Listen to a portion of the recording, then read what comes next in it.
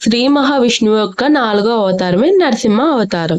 ఈ కథలో మనము ప్రహ్లాదుని భక్తి మరియు హిరణ్యకశిపుడి యొక్క సంహారం చూడవచ్చు. ఇక కథలోకి వెళ్దాం. ఒకప్పుడు హిరణ్యకశిపుడు అనే రాక్షసరాజు ఉండేవాడు. అతడు గొప్ప అహంకారవంతుడు. అతని సోదరుడి హిరణ్యాక్షకుడు. శ్రీహరి అతన్ని సంహరించాడని తెలుసుకున్న హిరణ్యకశిపుడు ఆగ్రహంతో ఊగిపోయాడు.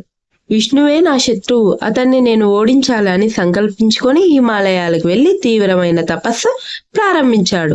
1000 సంవత్సరాలు తపస్సులో మునిగిపోయి భగవంతుణ్ణి ఆరాధించాడు. అది చూసిన బ్రహ్మదేవుడు ప్రత్యక్షమయ్యాడు. ఓ హిరణ్యాక్షక, నీ తపస్సుకు నేను ప్రసన్నమయ్యాను. నీకు ఏ వరం కావాలో కోరుకో అన్నాడు. అప్పుడు హిరణ్యకశిపుడు ఇలా అడిగాడు, నేను మానవుని చేతగాని జంతువు చేతగాని చావకూడదు. పగటి పూట గాని రాత్రి పూట గాని చావకూడదు. ఇంటిలో గాని బయట గాని చావకూడదు. ఆయుధంతో కూడా నేను చావకూడదు.